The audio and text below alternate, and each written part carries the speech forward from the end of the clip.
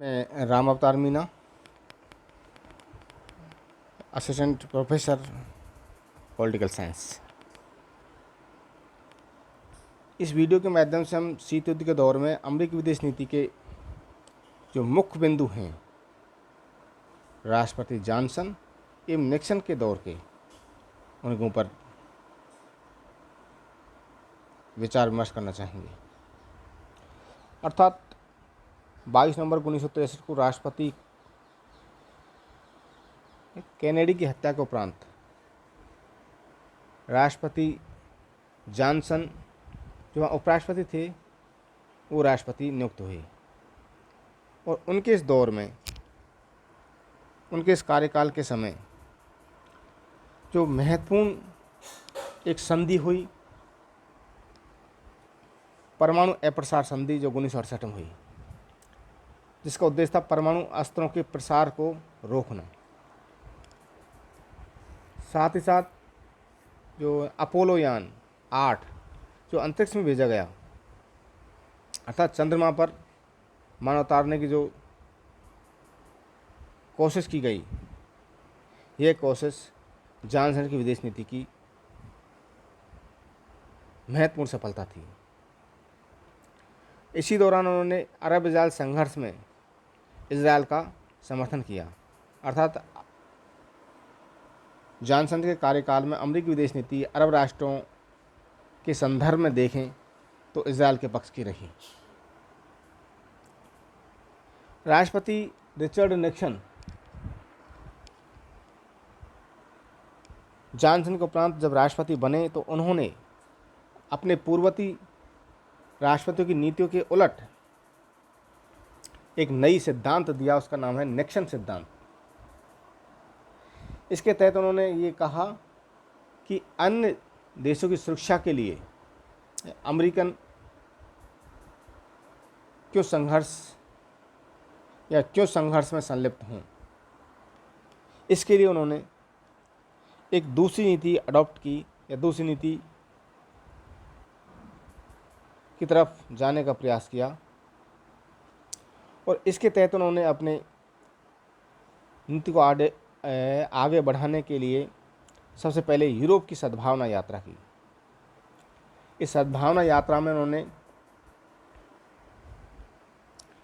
नए यूरोप की स्थापना हो, इस उद्देश्य से उन्होंने यूरोप की यात्रा की, और इस यात्रा में उन्हें अधिकतर विरोध का सामना करना पड़ा, परंतु इस यात्रा के माध्यम से उन्होंने ये संदेश देने का प्रयास किया कि अमेरिका अब दूसरे राष्ट्रों के लिए संघर्ष में भाग नहीं लेगा। अर्थात वो प्रत्यक्ष रूप से सोवियत संघ के साथ संघर्ष से बचने का प्रयास करता रहेगा। उसके बाद दूसरी नीति आई वियतनाम की। अर्थात जिस प्रकार से इनसे पूर्व में वियतनाम की जो समस्या उत्पन्न हुई, उस वियतनाम की समस्या के संदर्भ में उन्होंने जिस प्रकार से वियतनाम में अमेरिकन सैनिकों को या अमेरिकी विदेश नीति पूर्णतः असफल रही, वहाँ पर इन्होंने वहाँ समझौता करने का प्रयास किया। इसके बाद उसने 1971 में चीन के साथ संबंधों में सुधार करने का भी प्रयास किया। अर्थात उन्होंने गुप्त रूप से चीन के वहाँ अपना दूत भेजा, और आखिरकार किसिंगर ने पीकिंग की गुप्त यात्रा की, और 26 अक्टूबर 1971 को अमेरिका की सहमति से ही चीन संयुक्त राष्ट्र संघ का स्थायी सदस्य भी बना, और स्वयं 1972 में चीन की यात्रा की। अर्थात चीन के साथ, अर्थात साम्यवादी राष्ट्रों के साथ निक्सन के द्वारा संबंध मजबूत बनाने की और प्रयास किए।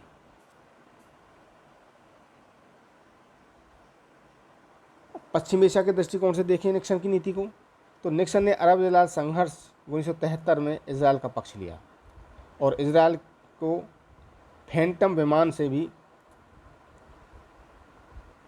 सुरक्षा प्रदान की। अर्थात फैंटम विमान भी उन्हें दिया।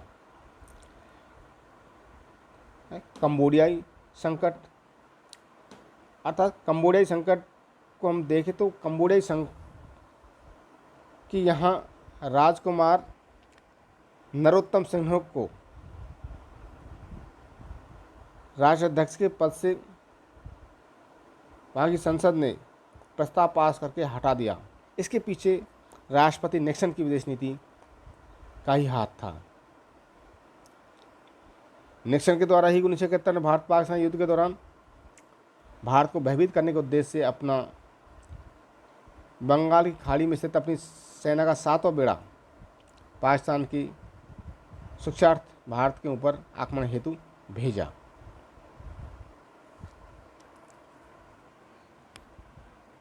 इसके उपरांत 1972 के बाद में सोवियत संघ के साथ संबंधों में मजबूती देने के उद्देश्य से देतांत की नीति को आगे बढ़ाने का प्रयास किया, जिसके तहत सोवियत संघ के नेता ब्रेजनेव ने अमेरिकन यात्रा की और दोनों देशों के मध्य कुछ संधियों पर हस्ताक्षर भी हुए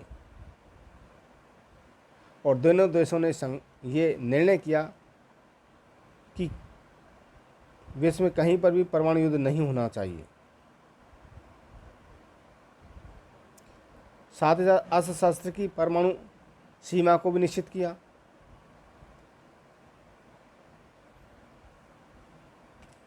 और 1974 को राष्ट्रपति निक्सन सोवियत संघ की यात्रा पर भी आए।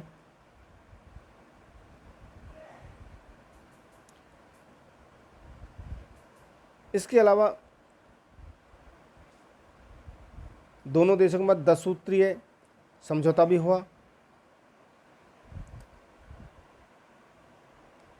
और 1972 में दोनों देशों के मध्य इस 10 सूत्रीय कार्यक्रम के तहत एक व्यापारिक समझौता भी किया।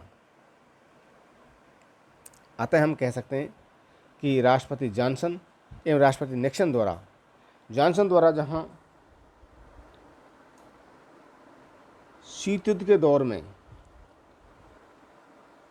सोवियत संघ के साथ अपने संबंधों को अपने पूर्ववर्ती राष्ट्रपतियों की नीति का ही अनुसरण किया, जबकि राष्ट्रपति निक्सन के द्वारा अपने पूर्ववर्ती राष्ट्रपति की नीतियों के विरुद्ध या विपरीत साम्यवाद के अवरोधन के लिए, साम्यवाद के प्रसार को रोकने के लिए जिस प्रकार से अमेरिका प्रत्यक्ष रूप से हस्तक्षेप करता आ रहा था, उस नीति का त्याग किया और सोवियत संघ से प्रत्यक्ष रूप से उलझने से बचने का प्रयास किया। इसी के लिए उन्होंने अपना जो निक्सन सिद्धांत दिया, जिसका उद्देश्य था विश्व में तनाव को कम किया जाए, जिसमें कुछ हद तक उन्हें सफलता भी मिली। धन्यवाद।